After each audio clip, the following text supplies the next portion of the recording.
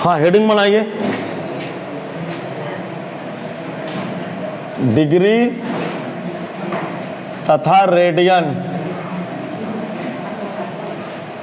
का टेबल। भाई एक तालिका बनाएंगे, डिग्री तथा रेडियन का टेबल बना देंगे, ठीक है ना भाई। अच्छा इसका टेबल लगाता हूँ। तो पहले ऊपर मैं डिग्री में लिखूंगा, नीचे किस में लिखूंगा, डिग्री को शॉर्टकट में DIJ पढ़ के निकल जाते हैं, और ये रेडियन इस पर बनाऊंगा, रेडियन। रेडियन को इंग्लिश पढ़ते हैं RADIAN। अब सुनना,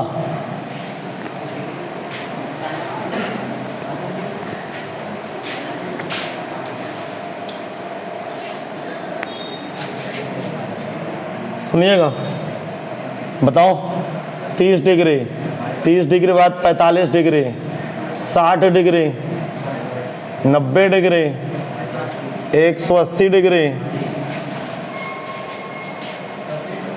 270 डिग्री और 360 डिग्री। सब टोटल कक्षा 10 में आप पढ़ के आए हैं, ठीक है।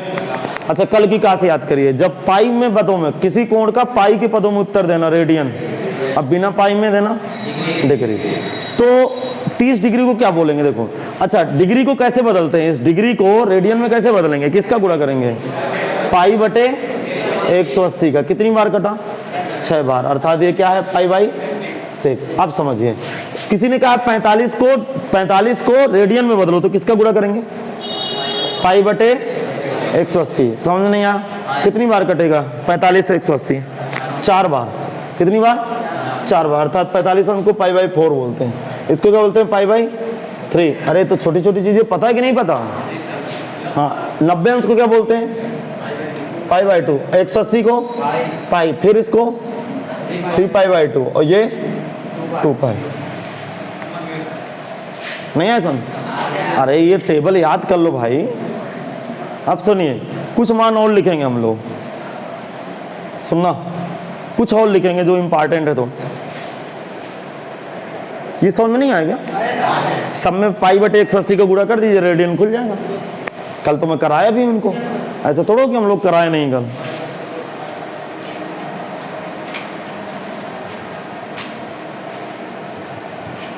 अब बहुत ध्यान से देखना भाई कि चल क्या रहा है। अब हमें क्या देखना है, बोलूं क्या मैं।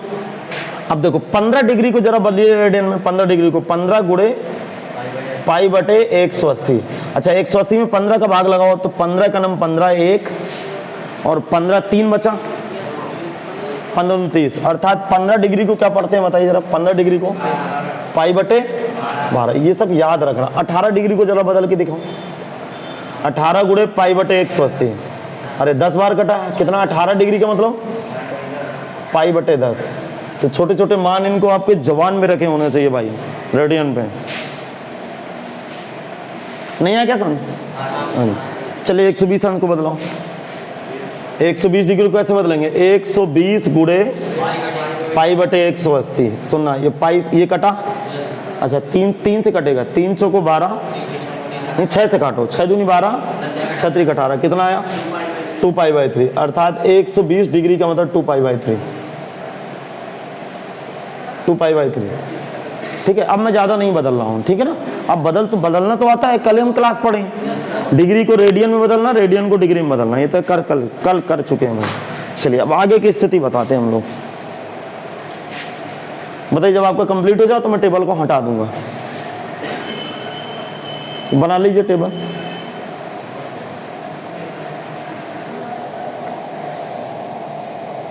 बोलो। हाँ 30 डिग्री को क्या बोलते हैं रेडियन में, उसको देखे नहीं, मैं हटा दूंगा इसको, पहले बाद में पूछता हूँ। लिख गया कि नहीं, अभी नहीं कॉपी कर पाए, हो गया, हटाऊं बेटा, भैया लिखा कि नहीं।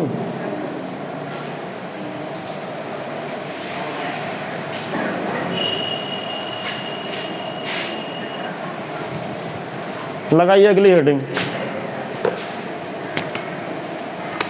अगली हेडिंग लगाना है, 1 मिनट थोड़ा समय दीजिएगा। लिखेंगे वास्तविक स्थिति, वास्तविक स्थिति। ये क्या है वास्तविक, इंग्लिश से बोलते हैं real representation, REAL, real representation, PRESENATION।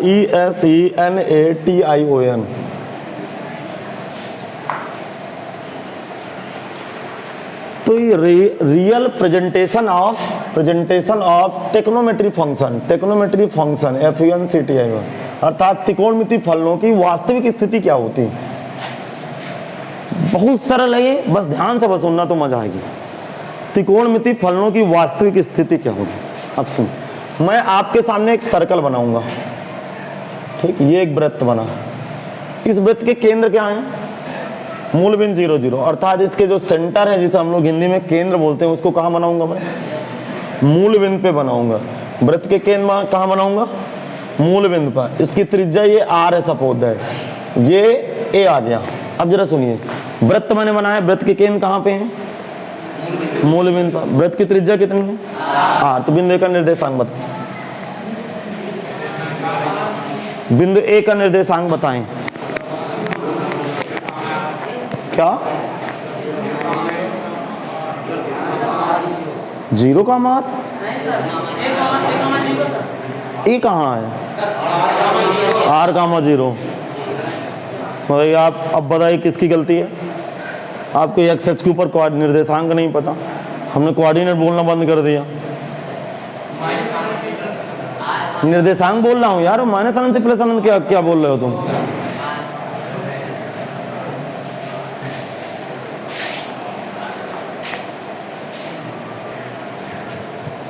हाँ, यहाँ कोऑर्डिनेट क्या होगा, r कामा, यहाँ बताओ।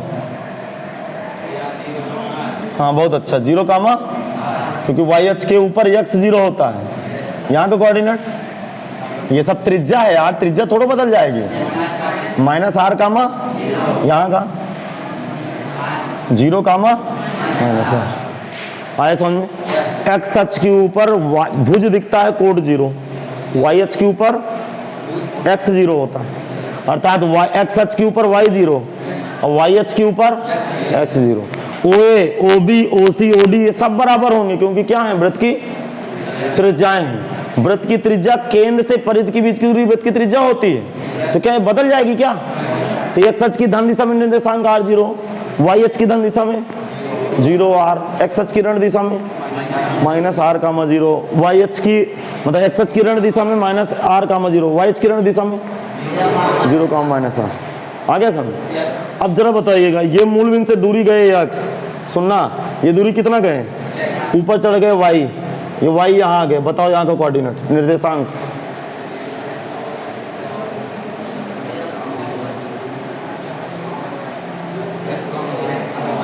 x कामा y। पहले क्षैतिज दूरी नापी जाती है, फिर ऊर्ध्वाधर दूरी। तो ये निर्देशांक क्या आया, x कामा y। पता, मैं शॉक रह जाता हूँ यार, मतलब मुझे झटका लगता है कि आप क्या कर रहे हो।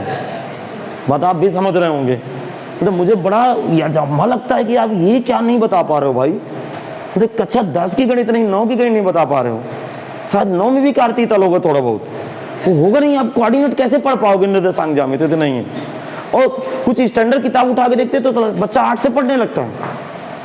अब जरा दिमाग लगाएं, फिर जरा ध्यान सुनिएगा। ये मूल बिंदु है, मूल बिंदु से 3 दूरी इधर गए, 3 दूरी इधर गए, 2 दूरी ऊपर चढ़ गए। बताओ यहाँ कोऑर्डिनेट, हाँ भुज कोट, समझ में आ गया। ठीक, तो यहाँ का कोऑर्डिनेट देखे, देखो यहाँ कोऑर्डिनेट ध्यान से देखना। बिंदु P, बिंदु P पहले चतुर्थांश में भुज और कोट धनात्मक होते हैं। पहले चतुर्थांश में भुज और कोट धनात्मक होते हैं, समझ में होते हैं। इसके ऊपर जैसे मैं PM लंब डाल दिया, ये क्या पड़ा, ये लंब पड़ा। ये कोण कितना है, 90 अंश। तो PM लंब पड़ा, तो ये क्षैतिज दूरी है कि ऊर्ध्वाधर दूरी, क्षैतिज दूरी। तो ये OM बराबर कितना है, OM बराबर x, और ये PM y। ये कोण ऐसे थीटा, घड़ी की विपरीत दिशा में कोण नापा गया थीटा। अब भी समझ में नहीं है, आ गया समझ। OM बराबर x, PM बराबर y।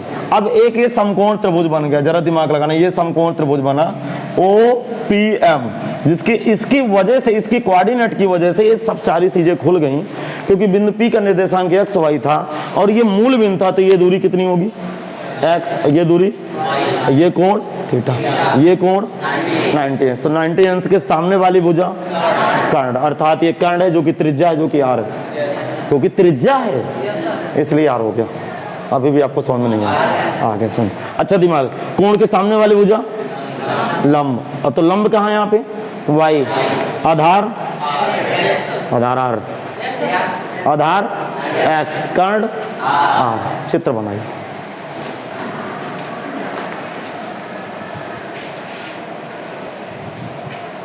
लिखिए आगे, संलग्न चित्र में लिखेंगे, संलग्न चित्र में ओ केंद्र वाला एक वृत्त है। संलग्न चित्र में ओ केंद्र वाला एक वृत्त है।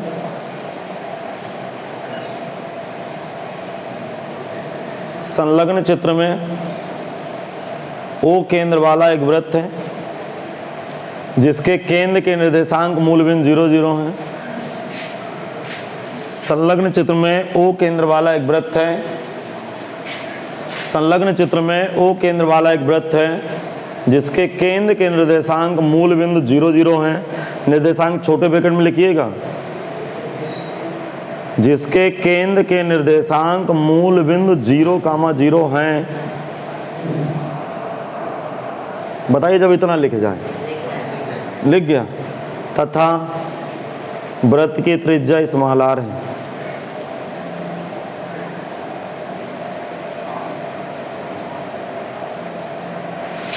तथा वृत्त की त्रिज्या स्मॉल आर है, लिख गया। अब देखो इधर देखें, पहले फिर लिखना क्या लिखे हैं। संलग्न चित्र में वृत्त के केंद्र के निर्देशांक मूल बिंदु 0 0 हैं तथा वृत्त की त्रिज्या स्मॉल आर है। देखो जो बिंदु वृत्त की परिधि के ऊपर स्थित होता है वो वेरिएबल होता है। वेरिएबल का मतलब चर होता है, वो अपने मान बदल देगा। अरे यहाँ का मान 0 आर 0 था, वो 0 आर हो गया। तो ये सब ए बी सी डी वृत्त की परिधि के ऊपर स्थित है, इसलिए मान बदल नहीं, क्योंकि वृत्त घूमेगा तो एक्स वाई का मान बदल जाएगा। इसका मतलब वृत्त की परिधि पर चर बिंदु पी स्थित है। इसको चर बिंदु बोलेंगे। क्या बोलेंगे? चर बिंदु, क्योंकि अभी पी नीचे आएगा तो फिर एक्स वाई का मान बदलेगा। इधर जाएगा तो एक्स वाई के, ये एक्स है वाई। शायद बिंदु पी ए में होता तो एक्स वाई, एक्स की जगह आर है, वाई की जगह 0। अब भी नहीं समझ में। इसका आगे लिखिए उसी में, तथा उसी में जोड़ के लिखे आगे जो बोल रहे थे। तथा वृत्त की परिधि पर चर बिंदु कैपिटल पी है। तथा वृत्त की परिधि पर चर बिंदु कैपिटल पी है। तथा वृत्त की परिधि पर चर बिंदु कैपिटल पी है। ठीक है भाई, चर बिंदु कैपिटल पी है जिसके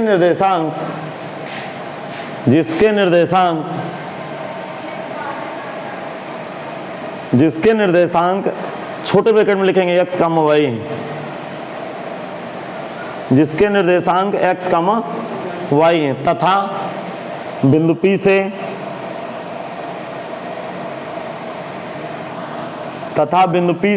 x अक्ष पर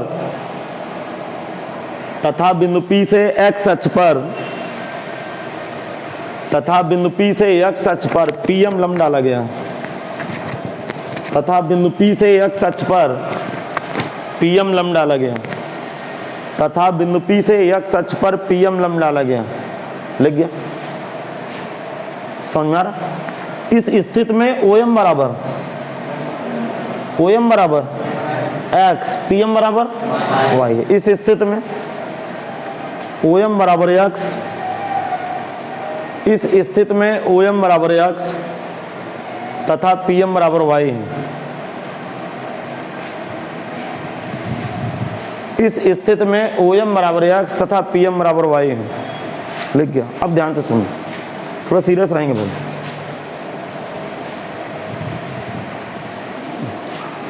समकोण त्रिभुज बहुत कायदे से देखना भाई। समकोण त्रिभुज OMP में सुनिएगा, पहले चाहे समझ लीजिए, बाद में लिखेंगे। समकोण त्रिभुज OMP में मैं अलग से बना दे रहा हूं, आप इसको देख के बताना, नहीं उधर देखोगे तो पगला ना जाओगे। ये दूरी कितनी है? ये O है, ये M है, P है। ये कितना बेटा? X, ये Y। यहाँ के निर्देशांक, ये त्रिज्या कितनी है? तो यहाँ से मुझे साइन थीटा बताओ। अच्छा, साइन थीटा लंब बटे कर्ण, कोण के सामने वाली भुजा लंब, अर्थात y बटा r। y का मतलब होता है जिस बिंदु P के द्वारा त्रिभुज बना है उसका y अक्ष का निर्देशांक। ये बेटा x अक्ष का निर्देशांक होता है। ये इसको कैसे में याद करेंगे? y अक्ष का निर्देशांक। बेटा समझ में नहीं आया क्या? अरे बोल क्यों नहीं रहे हो? मतलब ये बिंदु P, ये दूरी वाई एच के निर्देशांक के बराबर नहीं होगी? ये कोटि नहीं है दूरी, ये दूरी भुज होती है, ये दूरी कोटि का मतलब वाई एच का निर्देशांक। अब भी नहीं समझ में आगे। अब इसी त्रिभुज में कास थीटा बताओ, कास थीटा आधार बटा कर्ण, x बटे r, ये आधार है क्योंकि 90 के सामने वाली भुजा कर्ण होती है, जो कोण मानते हैं उसके सामने वाली भुजा शेष भुजा आधार। तो कास थीटा आधार बटा आधार, आधार का मतलब x बटा x क्या है? भुज है, भुज का मतलब x अक्ष का निर्देशांक, x अक्ष का निर्देशांक। अब सुनना भाई, बटे क्या लिखूं?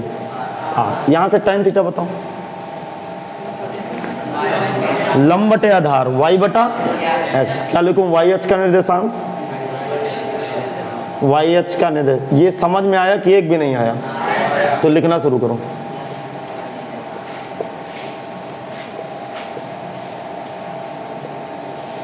ना आया समझ में फिर बताऊं? अरे नहीं आया समझ में? निर्देशांक क्लियर है ना? अरे भुज का मतलब x अक्ष का निर्देशांक, कोटि का मतलब y अक्ष का निर्देशांक।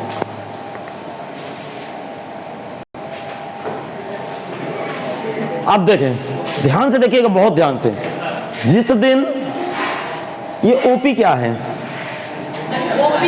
ओपी आर, अरे वृत्त की त्रिज्या बोले, ठीक है? तो जिस दिन थीटा बराबर 0 होगा, मैं क्या बोल रहा हूं उसको कायदे से सुनना, थीटा बराबर 0 अंश होगा, उस दिन पी ए के ऊपर होगा।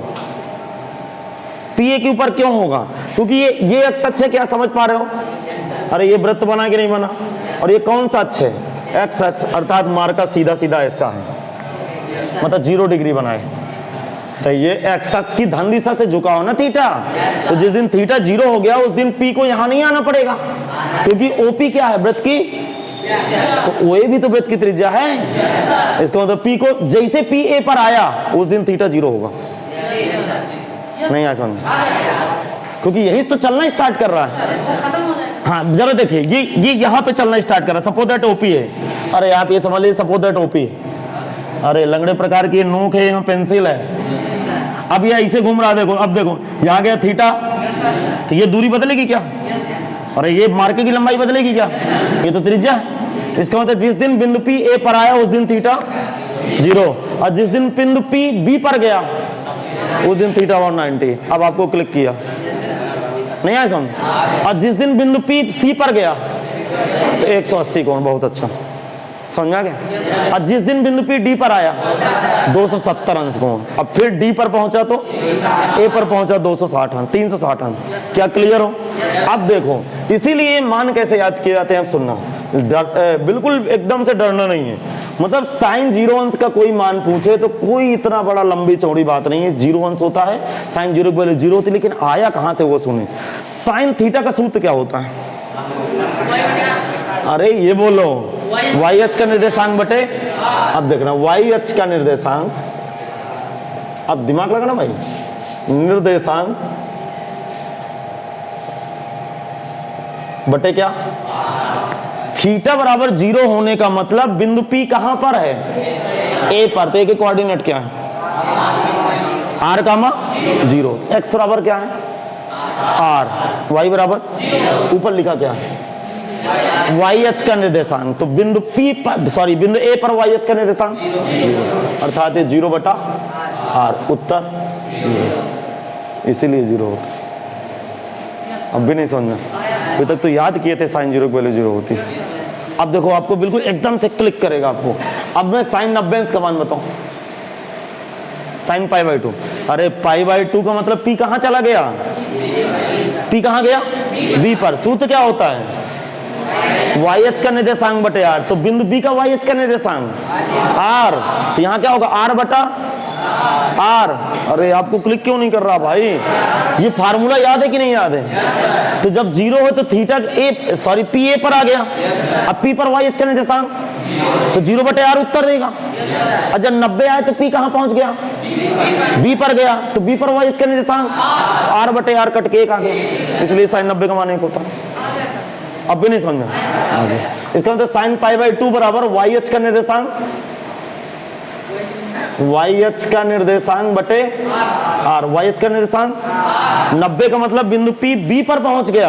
अब बी पर वाई एच का निर्देशांक मतलब कोट यार, इसका मतलब आर बटे आर। अब भी नहीं समझा एक। अब देखना साइन 180 अंश का मान देखना साइन पाई का।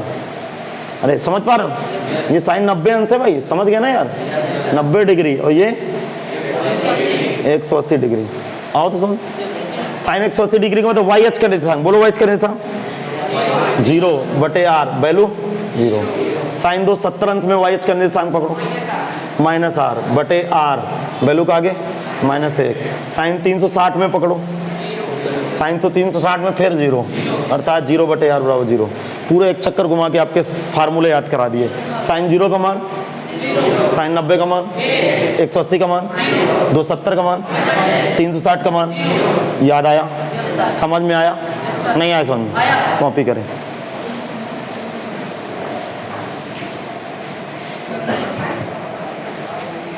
अब आगे देखिएगा, अब मैं कास के ऊपर आता हूं।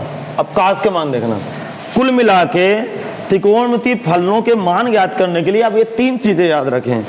साइन थीटा बराबर वाई एच का निर्देशांक बटे आर। कारण क्या है कि बिंदु पी कहां पे है, जहां पे बिंदु पी हो उसका वाई एच का निर्देशांक बटे त्रिज्या लगा दो। नहीं आए समझ?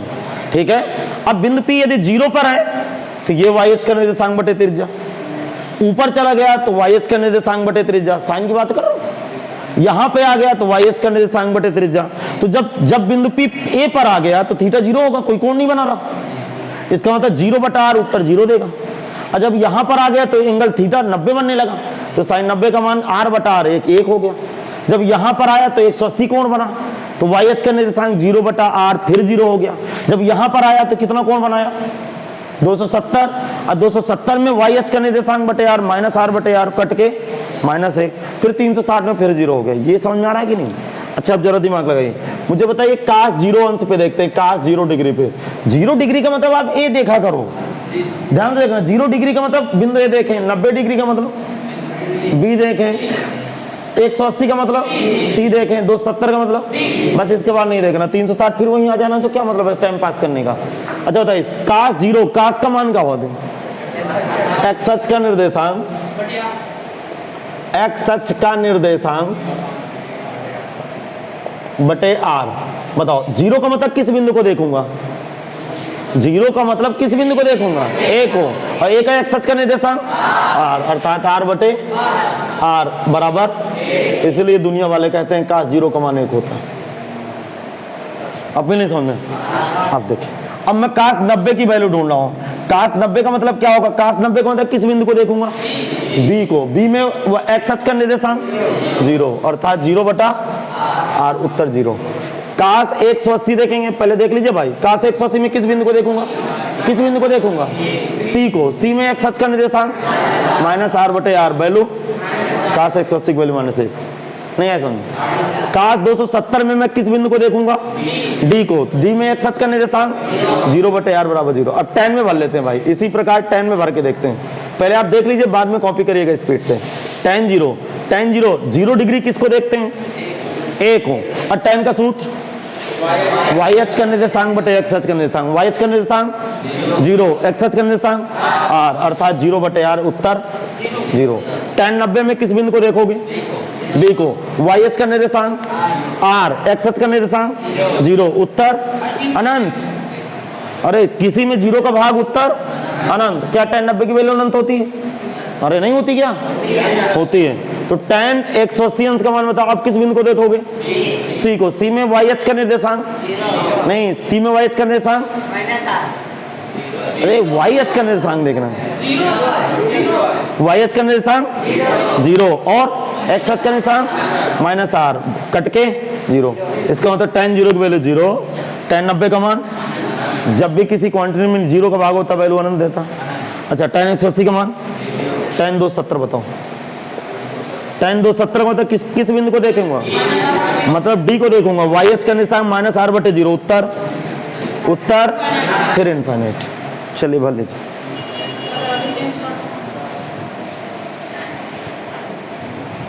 अब देखो ये रिडक्शन फार्मूला है क्या? एक्स अक्ष वाली जो लाइन होती है, अभी आप कुछ नहीं लिखेंगे, चुपचाप सुनेंगे बस। जो एक्स अक्ष वाली लाइन होती है एक वाई अक्ष की लाइन होती है, समझ में आ गया? ठीक, इसको हम बोलते हैं प्रथम चतुर्थांश, इसको द्वितीय, इसको तृतीय और इसको फोर्थ। इतना पता है? ठीक, ये वाली रेखा को हम बोलते हैं no change line, no change CHANG line. मतलब ये नो चेंज लाइन है, मतलब इसमें त्रिकोणमिति कोई भी रहेगा तो साइन साइन रहेगा, कास कास रहेगा, टेन टेन रहेगा, कोई बदलता नहीं, मतलब फंक्शन चेंज नहीं होता, साइन साइन ही रहता है। ठीक है, और ये वाली चेंज, जैसे इधर से इधर गया तो साइन कास में हो जाएगा, टेन काट में हो जाएगा, सेक कॉसेक में हो जाएगा। अरे समझ पा रहे हैं? ये बदल जाता है। अर्थात इस लाइन को यदि कोई फंक्शन पार किया त्रिकोणमिति के फलन तो चेंज हो जाएंगे, और इस लाइन को पार किया तो नो चेंज। और ये चेंज हम इसको क्या पढ़ते हैं बेटा?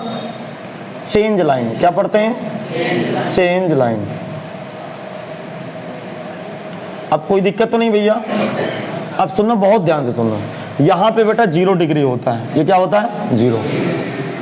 अरे थीटा बाबू 0 चलता है ना, ऐसे ऐसे चल रहा है, देखो मार कर 0 डिग्री पे है यहाँ पे, अर्थात है π/2। मैं रेडियन में लिख रहा हूँ भाई।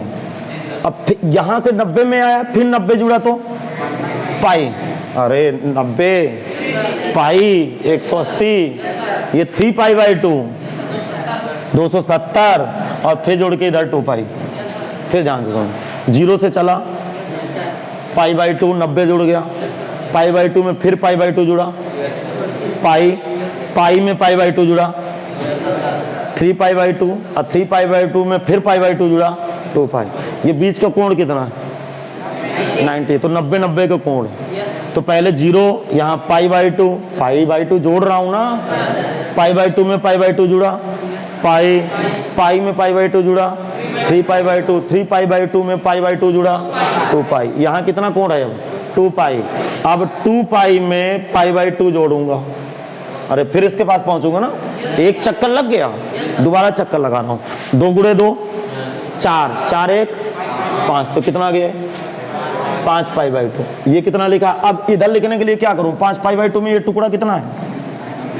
90 का, 90 फिर जोड़ दूं, अर्थात 5π/2 में π/2 फिर जोड़ दूं। ध्यान सुनना, 5 1 6π/2 कितना आया? 3 पाई। अब सुनना, यहाँ कितना लिखा है? ये टुकड़ा कितना है? 90 का, 90 फिर जोड़ दूं, इसका मतलब 3π/2 में फिर π/2 जोड़ दूं, कितना? 3 दूना, अरे यार आप नहीं जोड़ पा रहे हो तो शांत रहो, मुझे जोड़ने दो। 3 गुणे 2 6, 6 1 7π/2। नहीं आया सुन, 7π/2 में, इधर सुनना, 7π/2 में π/2 जोड़ूंगा तो 7 1 8, 8 में 2 का भाग, हाँ 4 पाई आगे। आराम करना, 4 पाई आगे। नहीं आया समझ? अगला चक्कर, 4 पाई में π/2 जोड़ूंगा तो 4 दूनी 8 1 9π/2, कितना? 9π/2। 9π/2 में, अरे 9π/2 में 1π/2 जोड़ूंगा तो 9 1 10, 10 में 2 का भाग, 5 पाई। बहुत अच्छा, 5 पाई। समझा रहा? 5 पाई में, इधर देखना भाई, 5 पाई में π/2 जोड़ूंगा, 5 दूना 10 11 π/2, 11 π/2 में π/2 जोड़ूंगा तो 6 पाई। एंड सवन, ये डाट डाट करके मैं इनको कहाँ तक लिखूंगा? क्या ये समझ में आ रहा है कि नहीं? ये आप जरा दिमाग लगाइए, इनको अब इस तरह कहाँ तक लिखेंगे? इसका मतलब त्रिकोणमिति के मान इसी तरह रिपीट होंगे। एक बार और समझाऊं, एक बार और समझाऊं। 0 0 के बाद π/2, फिर पाई, फिर 3π/2, फिर 2 पाई, एक चक्कर लग गया। ठीक है, 2 पाई के बाद एक चक्कर और जोड़े तो 5π/2, 5π/2 में π/2 जोड़े 3 पाई, फिर 7π/2, फिर 4 पाई, 2 चक्कर हो गए। अगले चक्कर में गया तो 9π/2, फिर 5 पाई, फिर 11π/2, फिर 6 पाई, 3 चक्कर लगा दिए। इसी तरह π/2 जोड़ते रहिए, चक्कर लगता रहेगा। अरे मैं ट्रिक बता रहा हूँ ना, तो अब शांत बैठो ना थोड़ा सा। तो मुझे ये बात बहुत गंदी लगती है कि आप जब तक पूरी बात ना सुना करो तब तक बीच में बोला ना करो। भाई आप पहले पूरी बात सुनिए तब आप बात बोलिए। अब जरा दिमाग लगाइए, इसको हम पढ़ते हैं समपाई। क्या पढ़ते हैं? समपाई। क्यों समपाई पढ़ते जरा देखना, चुपचाप देखना है। 0 पाई लिखा है, फिर लिखा है 2 पाई, फिर लिखा है 4 पाई। अरे नहीं समझ में आ रहा। 0 कौन सी संख्या है? सम संख्या। ये 2 सम संख्या, 4 ये तो था। इधर समपाई याद रखेंगे आवाज से, तमन्ना पूरी होगी। मतलब थोड़ा सा आप समय का इंतजार तो करिए। सम का मतलब हमेशा 2n होता है। क्या होता है? 2n पाई। जहां सुनना n बिलोंग होल नंबर, मतलब पूर्ण संख्याओं का समुच्चय। अब सुनिए, मतलब सम पाई को क्या बोलेंगे आप? 2n पाई। 2n एक सम संख्या होती है। n बराबर 0 रखो।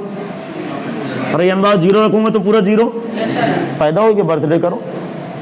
n बराबर 1 रखूंगा तो 2 पाई, 2 रखूंगा तो 4 पाई, 3 रखूंगा तो अर्थात अगला क्या आएगा? 4 रखूंगा तो 8 पाई, अगला 5 रखूंगा तो 10 पाई। अर्थात पूरे कीड़े इसी के अंदर घुसे, हम देख पाए या ना देख पाए। अब भी नहीं समझा। इसका मतलब एक्स अक्ष की धन दिशा में कोई कोण पूछे तो क्या बताओगे? 2n पाई। एक्स अक्ष की धन दिशा का कोण 2n पाई। अब दुनिया वाले को बताओगे n किसको बिलोंग करता है? पूर्ण संख्याओं का समुच्चय। n की जगह 0 1 2 3 रख ले और आगे के कोण प्राप्त कर ले भाई। अब भी नहीं समझ में। अब देखिए ये 2n कौन सी संख्या है? 2n। अच्छा इधर देखो, इसमें पीछे का किसका गुणा है? पाई के पीछे किसका गुणा? 1 का। अरे यहाँ पाई के पीछे किसका गुणा? 1 का, फिर 3 का, फिर 1 3 5 है क्या? विषम। तो इधर का उत्तर, इधर का उत्तर विषम पाई। अब विषम का मतलब सम में 1 जोड़ देते हैं तो विषम बन जाता है 2n + 1 पाई। नहीं है समझ? हाँ, अभी आप सब समझते जाइएगा, आपको अच्छा लगेगा। ध्यान से देखना, ध्यान से। इधर इधर अब ये y अक्ष की धन दिशा की तरफ देखें। x अक्ष की धन दिशा का कोण 2n पाई, x डैश की तरफ का 2n + 1 पाई। या फिर ऐसे आते रहे सम पाई, पीछे विषम पाई। सम का मतलब 2n, विषम का मतलब 2n + 1। अब ध्यान सुना, ऊपर की तरफ देखेंगे। ऊपर के 1/2 पाई, 5/2 पाई, π/2 सॉरी, π/2। अगला 9/2 पाई। नहीं आया समझ? अरे ऐसा लिखते, ये लिखा हुआ बेटा 8 π/2। कुछ ऐसा ऐसा देखते हैं, अब मजा आएगी। 5 π/2 आगे, 9 आगे आगे आगे 9 के बाद क्या आगे? कितने का अंतर? अरे कितने का अंतर है? 5 के बाद 9 आया है। 9 4 13, 4 का अंतर। अर्थात कितना आएगा? 13 में 4 जुड़ा 17 π/2। अब बंद करिए, कहाँ तक लिखेंगे समझना। 4 में 5 में से 4 का भाग लगाइए, 1 बार गया, 1 शेष फल बचा। सिमिलर 9 में से 4 का भाग लगाइए, 2 बार भाग गया, 1 शेष फल बचा। सिमिलर 13 में 4 का भाग लगाइए, 3 बार गया, 1 शेष फल बचा। तो यहाँ कारण क्या है कि पूरा 4 का भाग नहीं जाता, 1 ज्यादा बच जाता है। इसका मतलब ये है क्या? जरा दिमाग लगाना।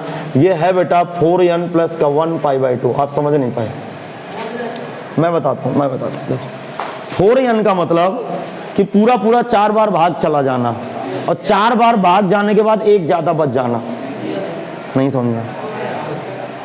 अरे यहाँ 5 लिखा है ना, तो 5 में 4 का भाग गया और 1 शेष फल बचा ना, तो शेष फल जुड़ गया। नहीं है समझ? अच्छा n की जगह 0 डालो, 0 डालूंगा तो यहाँ 1, तो π/2 ये पैदा हो गए। नहीं है समझ? 1 डालो तो 4 1 5 5 π/2 दिख रहा है। 2 डालो, 4 दूनी 2, 8 8 × 9 π/2। 3 डालोगे तो 12 1 13, अगला आदमी 13 π/2 होगा। तो क्या स्ट्राइक नहीं किया? इसका मतलब इसको कैसे याद करना है? इसको कैसे याद करना है? 4 का भाग देने पर 1 शेष फल बचता है, 1 शेष फल। 4 का भाग देने पर 1 शेष फल, गुणे क्या लिखूं? π/2। अरे समझ में नहीं आया? मतलब 4 का भाग देने पर 1 शेष फल बचता है इंटू π/2। नीचे पकड़े, इधर देखें ध्यान से। नहीं आया समझ?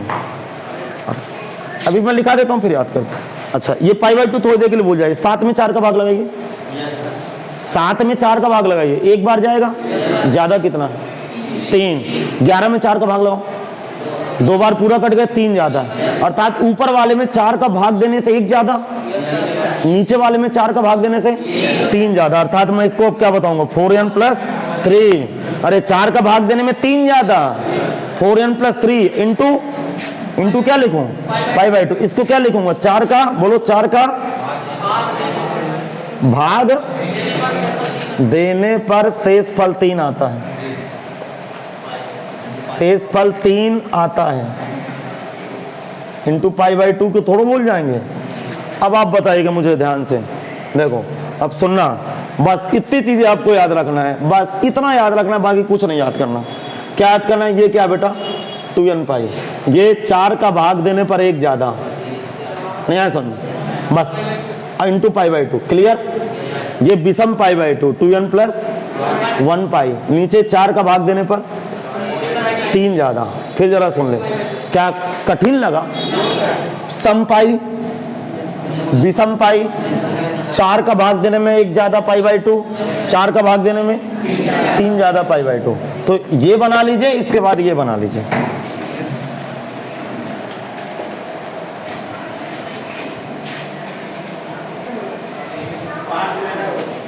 आगे देखें, इधर देखें, ये आप लिख लेंगे कि नहीं। देखो सब जगह 0 जब डालेंगे तो 1 चक्कर का आएगा, यहाँ 0 डालेंगे तो 2 π, यहाँ 0 डालेंगे तो पूरा 0, यहाँ 1 डालेंगे तो 0 डालेंगे, सब जगह 0 डालेंगे। 0 डालेंगे तो पहले चक्कर के मान आ जाएंगे 0, यहाँ 0 डालूंगा तो π/2, यहाँ 0 डालूंगा तो π, यहाँ 0 डालूंगा 3 π/2, पहला चक्कर खुल गया। अरे वही तो लिखा है। दूसरा चक्कर डालने के लिए यहाँ 1 डालोगे तो 2 π, यहाँ 1 डालूंगा तो 5 π/2, यहाँ 1 डालूंगा तो 3 π, यहाँ 1 डालूंगा तो 7 π/2। देखो दूसरा चक्कर खुलने लगा, और जब 2 डालूंगा तो तीसरा चक्कर खुल जाएगा, 3 डालूंगा तो चौथा चक्कर खुल जाएगा। क्या क्लियर है? अब देखिए, अब आगे समझना कि ये ASTC क्या होता है, ये भी समझने की कोशिश करें। अब जरा दिमाग लगाना, बहुत ध्यान से सुनना, तब आपको अच्छा लगेगा। ठीक, अब सुनो, शायद बिंदु P यहाँ पे है, शायद बिंदु P यहाँ पे है, जिसका निर्देशांक मैंने XY थोड़ी देर के लिए माना, और ये दूरी R है। ठीक, तो यहाँ से साइन थीटा बताइए, साइन थीटा YH का निर्देशांक बटे R, तो YH का निर्देशांक Y/R पॉजिटिव है क्या? अरे उत्तर पॉजिटिव। कास थीटा बराबर XH का निर्देशांक बटे R, उत्तर पॉजिटिव। अरे पॉजिटिव बटे पॉजिटिव, पॉजिटिव उत्तर। इसका मतलब tan थीटा बराबर, tan थीटा बताओ। हाँ, YH का निर्देशांक बटे XH का निर्देशांक, फिर उत्तर पॉजिटिव। इसका मतलब पहले चौथांश में आल पॉजिटिव। अरे साइन का उत्तर पॉजिटिव, कास का उत्तर पॉजिटिव, tan का उत्तर पॉजिटिव, साइन का उल्टा कासेक, कासेक भी पॉजिटिव, कास का उल्टा सेक भी पॉजिटिव, tan का उल्टा कास। इसलिए दुनिया वाले बोलते हैं कि आल पॉजिटिव।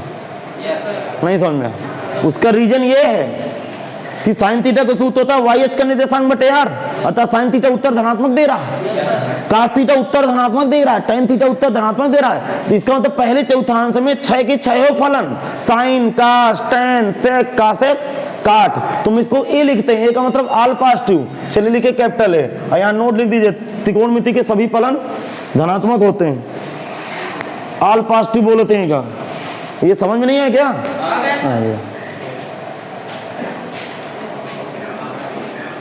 अब सुनिए, नहीं आया समझ में? अरे ASTC नहीं पढ़े क्या? तो वही इसका रीजन है कि आल पॉजिटिव है, वो कॉन्सेप्ट यहीं से डेवलप हुआ है। अब सुनिए क्या लिखे हैं, सभी त्रिकोणमिति फलन पॉजिटिव होते हैं। यहां लिख देना साफ साफ, सभी। TF, TF का मतलब ट्रिग्नोमेट्रिक फंक्शन पॉजिटिव होते हैं। लिख गया कि नहीं? अब सुनिए, अब दिमाग लगाना। अब P यहां पर आ गया थोड़ी देर के लिए, P दूसरे में आया, दूसरे में आया तो यहाँ X क्या होगा? हाँ, ये बताना मुश्किल है आपको, X क्या होगा। अरे यहाँ पे X डैश की तरफ भुज क्या होता है? माइनस का, और कोटि प्लस का, और ये क्या है? त्रिज्या। अब बताओ साइन थीटा, साइन थीटा का सूत्र YH का निर्देशांक बटे R, उत्तर पॉजिटिव। अरे YH का निर्देशांक प्लस है, कास थीटा बराबर XH का निर्देशांक, का XH का निर्देशांक माइनस X बटे R, ऊपर पॉजिटिव नीचे निगेटिव, उत्तर निगेटिव। अरे पॉजिटिव बटे निगेटिव निगेटिव नहीं होगा, नहीं खोपड़ी में खुला आपकी बात। आ गया। अब tan थीटा बताओ, tan थीटा वाई एच का निर्देशांक बटे अर्थात वाई बटे माइनस एक्स। जैसा कि छोटी कक्षाओं में पढ़े हैं, अंश में प्लस हर में माइनस, तो टोटल उत्तर। इसीलिए हम लोग कहते हैं कि यहाँ एस लिखते हैं, एस का मतलब केवल साइन पॉजिटिव होता है, साइन पॉजिटिव होता है, साइन का उल्टा कासेक। इसका मतलब साइन और कासेक धनात्मक होते हैं, बाकी शेष ऋणात्मक होते हैं। लिखो यहाँ यस और नीचे कारण लिखो, साइन तथा कासेक, साइन तथा कासेक, साइन तथा कासेक धनात्मक होते हैं,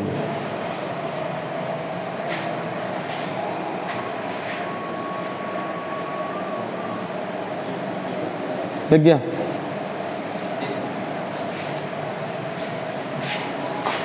साइन तथा कासेक धनात्मक होते हैं, बाकी शेष ऋणात्मक होते हैं। तीसरे में आ जाते हैं, इधर सुनना भाई, तीसरे में देखना ही था। तीसरे में ये एक कोऑर्डिनेट है पी, तीसरे में एक्स और वाई दोनों निगेटिव, ये आर हो गए।